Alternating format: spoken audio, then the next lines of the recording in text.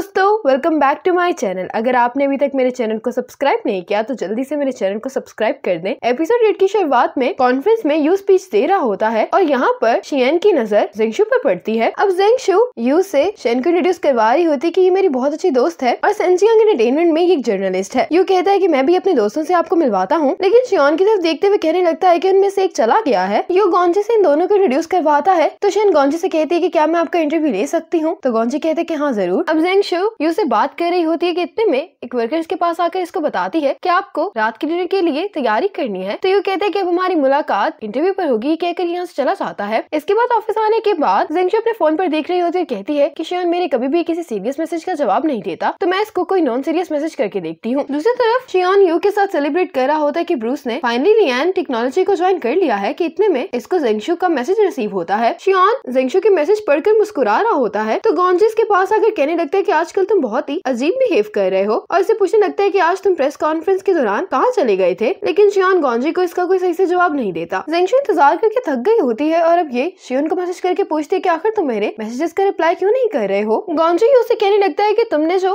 अपनी media friend को बुलाया था वो आई थी आज, तो यू कहते हैं कि मैंने तुम्हें जेंगशु से मिलवाया था। गॉन्जी जेंगशु का नाम सुनते ही अलर्ट हो जाता है तो गॉन्जी से पूछने लगता है कि क्या जेंगशु तुम्हारी सोलमेट तो नहीं है, तो यू कहते हैं कि नहीं, हम बस दोस्त हैं। इसके बाद जेंगशु जब घर पर पहुंचती है तो शियन इसको मैसेज करके कहता है कि क्या एक नॉन सीरियस इंसान इसी तरह से बिहेव नहीं करता। ये मैसेज पढ़कर जेंगशु हैरान हो जाती है और अपने आप से कहने लगती है कि शियन ने मेरी और शेन की सारी बातें सुन ली हैं। अब शेन पार्टी से वापस जाने के लिए खड़ी होती है तो यहाँ पर गॉन्जी इसके लिए अपनी गाड़ी को रोक लेता है। फिर जब ये दोनों जा रहे होते हैं तो शेन बहुत गौर से गॉन्जी को देख रही होती। गॉन्जी को कहने लगता है कि तुम आखिर मुझे ऐसे क्यों देख रही हो, तो शेन कहती है कि मैं देख रही हूँ कि तुम काम पर बहुत ही मुख्तलिफ दिखाई देते हो। गॉन्जी कहता है कि तुम भी आज बहुत मुख्तलिफ और सुंदर दिखाई दे रही थी और कहने लगता है कि क्यों ना हम ड्रिंक करने के लिए चले, तो इसके लिए शेन मान जाती है। फिर जब ये दोनों ड्रिंक करने के लिए आ जाते हैं तो शेन कहने लगती है कि ये वही जगह है जहाँ पर हमारी पहली मुलाकात हुई थी और अब हमें पास्ट का दिखाया जाता है। शेन इसी बार में बैठकर अकेली ड्रिंक कर रही होती तो एक लड़का शेन के पास आकर कहने लगता है कि मेरे पास जो ये ड्रिंक है ये दुनिया में सिर्फ कुछ ही बॉटल्स बनाई गई हैं, आम लोग इस ड्रिंक को नहीं पी सकते। ये कहकर ये शेन के ग्लास में ये ड्रिंक डाल देता है। इतने में यहाँ पर गॉन्जी आता है तो गॉन्जी वेटर से कहता है कि मैं इस रेयर वाइन की प्राइस जानना चाहता हूँ, तो ये वेटर कहता है कि इसकी प्राइस 580 यॉन है। गॉन्जी कहता है कि इतनी सस्ती वाइन से किसी को ट्रीट करना अच्छी बात नहीं है। ये सुनते ही शेन इस लड़की की वाइन इसको वापस कर देती है और ये भी एम्बैरेस होकर यहाँ से चला जाता है और इस तरह से इन दोनों की पहली मुलाकात हो जाती है। अगले दिन नैन जेंगशु को बताती है कि युनचंग की एनुअल कॉन्फ्रेंस का टाइम सेट हो गया है, तुम्हें जरूर इन्विटेशन आया होगा। जेंगशु जल्दी से अपना फोन चेक करती है लेकिन कोई भी मैसेज नहीं होता तो ये अपसेट दिखाई दे रही होती। नैन कहती है कि कॉन्फ्रेंस का टाइम आज ही डिसाइड हुआ है तो इन्विटेशन इतनी जल्दी नहीं आ सकता, इसलिए तुम परेशान नहीं हो। जेंगशु सोचने लगती है कि शियन अभी भी मेरे पर गुस्सा होगा लेकिन मुझे इस कॉन्फ्रेंस में जाना ही होगा। ये शियन को मैसेज कर देती है कि इस हफ्ते मुलाकात होगी। ये मैसेज पढ़ने के बाद शियन चेन से कहता है कि मीडिया के साथ अरेंजमेंट कैसी चल रही हैं, तो चेन कहता है कि मैंने नई मीडिया की लिस्ट कंफर्म कर दी और उसके अंदर फाइनेंशियल इंट्रोड्यूस का नाम भी शामिल है। ये सुनते ही शियन इस पर गुस्सा करता है थोड़ा सा, तो चेन जाते हुए कहता है कि मैं उनको दोबारा से याद दिला कर आता हूँ। दूसरी तरफ जेंगशु देखती है कि इसकी कोलीग युनचंग की तरफ से कोरियर लेकर आ रही होती है। ये देखती ही जेंगशु तो बहुत खुश हो रही होती है कि शियन ने इसको इन्विटेशन भेज दिया है, लेकिन ये कोरियर यूलिंग के लिए होता है और यूलिंग ये देखकर बहुत खुश होती है कि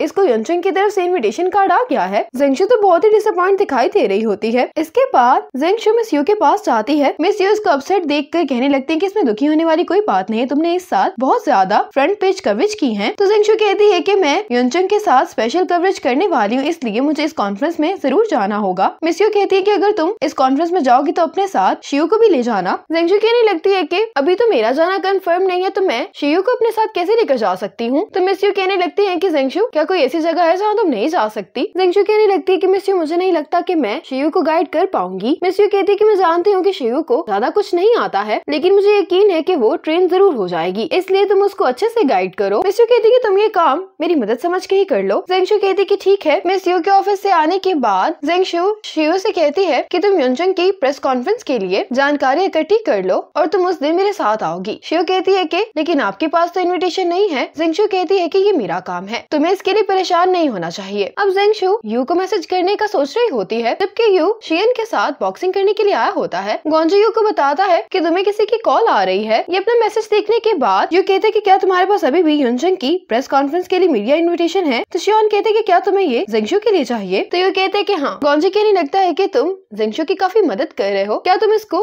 पसंद तो नहीं करते, तो यू कहते कि नहीं हम बस सिर्फ दोस्त हैं। यू शियोन से पूछता है कि क्या तुम्हारे पास इनविटेशन है, तो शियोन कहता है कि अगर तुम मुझसे जीत गए तो तुम्हें ये इनविटेशन मिल सकता है। यू शियोन की ये शर्त एक्सेप्ट कर लेता है। अब यू जिंगशू को मैसेज करता है कि मैं शियोन के साथ कंपटीशन हार गया हूँ, इसलिए इनविटेशन के लिए मैं तुम्हारी मदद नहीं कर सकता। अब जिंगशू शेन को सारी बात के बारे में बताती है, तो शेन कहती है कि तुम फिक्र नहीं करो, मैं अपनी दोस्त से बात करती हूँ कि क्या मुझे एक और इनविटेशन मिल सकता है। शेन इसको कॉल करके बताती है कि मेरा दोस्त भी तुम्हारी मदद नहीं कर सकता। शेन कहने लगती है कि मैंने तुम्हें बताया था कि शियोन तुम्हें इंटरेस्टेड है, वरना वो इस बात का इतना इशू क्यों बनाता। जिंगशू कहती है कि जितनी मर्जी दफा इनकार कर ले, मैं भी वहाँ पर जाकर रहूंगी। घर पर आने के बाद शियोन जिंगशू के बारे में सोच रहा होता है। अब ये अपने ऑफिस फोन करके पूछता है कि क्या सभी मीडिया हाउस को इनविटेशन चले गए हैं, तो शियोन को बताया जाता है कि फाइनेंशियल इंस्टीट्यूट ने ये इनविटेशन एक्सेप्ट कर लिया है। आज कॉन्फ्रेंस में यूलिंग आ गई होती है। यूलिंग ये देखकर हैरान हो रही होती है कि इसको फ्रंट की सीट दी गई है। तो स्टाफ इसको बताते हैं कि फाइनेंशियल इंस्टीट्यूट हमारा बहुत अहम मीडिया पार्टनर है, इसलिए सीईओ ने आपको फ्रंट रो में सीट देने के लिए कहा है। ये देखकर यूलिंग तो बहुत खुश हो रही होती है। और अब जब शियोन कॉन्फ्रेंस हॉल में आता है तो इसको यूलिंग को यहाँ पर देखकर अच्छा नहीं लगता। इतने में मैनेजर आकर शियोन से कहने लगता है कि हमने हमारे अच्छे मीडिया पार्टनर्स को फ्रंट रो सीट दी है। शियोन इस मैनेजर को कहता है कि तुम्हें अपनी वर्किंग स्किल्स पर काम करना चाहिए। कहकर शियोन यहाँ से चला जाता है। मैनेजर अब जेन से कहता है कि आप ही ने तो हमें कहा था कि हमें फाइनेंशियल इंस्टीट्यूट से जो फीमेल जर्नलिस्ट आएगी उसका खास ख्याल रखना है। तो जेन इसको कहता है कि मेरे साथ आओ। और अब ये मैनेजर यूलिंग के पास जाकर कहता है कि मेरे स्टाफ से गलती हो गई है, उन्होंने आपको गलत सीट पर बिठा दिया है। शियोन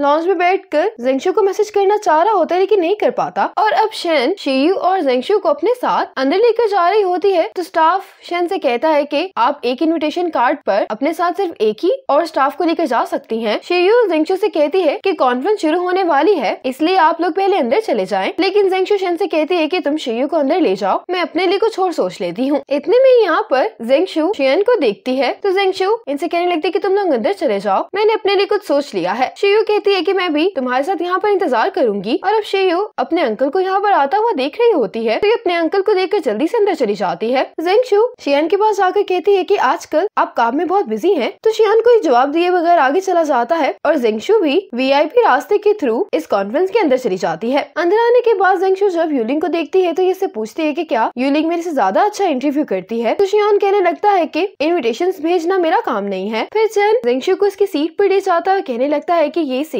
शियान ने स्पेशली तुम्हारे लिए अरेंज करवाई है और हमारे पीआर डिपार्टमेंट की गलती की वजह से इनविटेशन आपकी बजाय यूलिंग को सेंड हो गया था। जिंगशू चेन से कहती है कि मेरी 2 कोलीग्स और भी हैं, आपको कोई मसला तो नहीं होगा कि अगर हम साथ बैठ जाएं? तो चेन कहते हैं कि कोई मसला नहीं है। और फिर यहाँ पर शेन और शियू भी आकर बैठ जाती हैं। जिंगशू को यू का मैसेज आता है जिससे पूछता है कि क्या तुम प्रेस कॉन्फ्रेंस के लिए आ गई हो। तो जिंगशू कहती है कि हाँ। यू कहते हैं कि ठीक है, फिर बाद में मुलाकात होगी। और अब कॉन्फ्रेंस स्टार्ट हो जाती है और शियोन की हॉल में स्पेशल एंट्री भी हो जाती है। जिंगशू शियोन को देखने के बाद इसको मैसेज करती है कि तुम सबसे कूल सीईओ हो। शियोन इसकी मैसेज पढ़ लेता है लेकिन ये स्टेज पर खड़ा होता है तो कोई रिएक्शन नहीं देता। और इसके बाद शियोन की स्पीच स्टार्ट हो जाती है। इसके साथ ही एपिसोड 8 खत्म हो जाती है।